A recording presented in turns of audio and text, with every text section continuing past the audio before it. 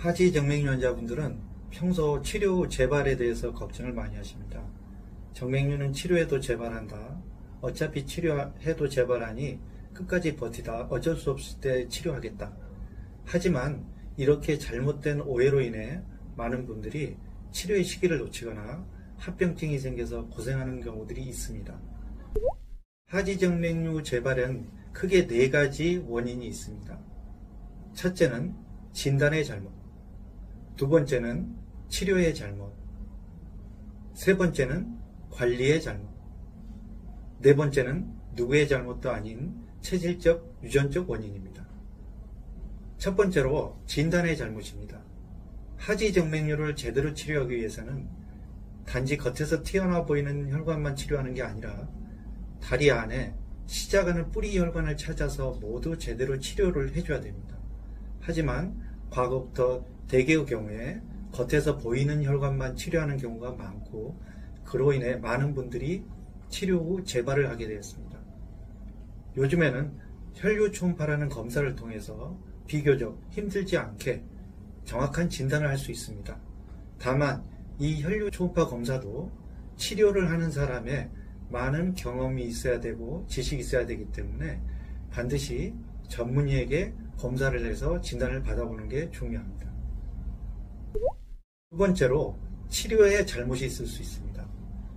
하지정맥류를 제대로 치료하기 위해서는 혈관의 고장의 정도, 혈관의 위치, 크기, 나이, 성별 등 여러 가지 조건을 본 다음 거기에 가장 맞는 방법을 찾아서 치료를 해야 합니다. 최근에는 절개술, 레이저, 고주파, 베나실, 클라리베인, 경화요법 등 많은 방법들이 나와 있습니다. 그래서 그 상태에 가장 맞는 방법을 찾아서 치료 방법을 결정하는 게 중요합니다.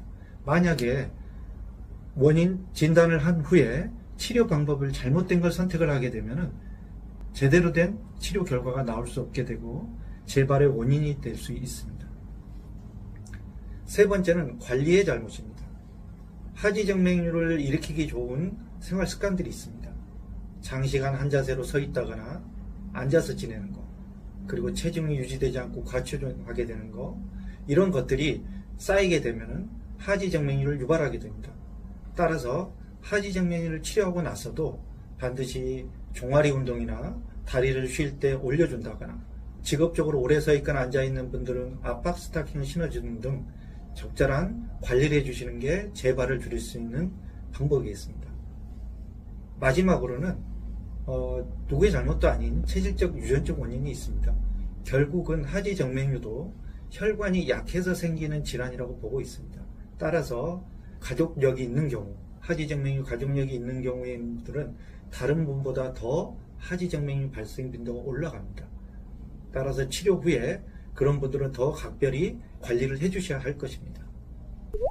그래서 이렇듯 많은 하지정맥류 재발 원인이 있지만 치료의 잘못, 진단의 잘못, 관리의 잘못 등은 충분히 막을 수 있는 것입니다.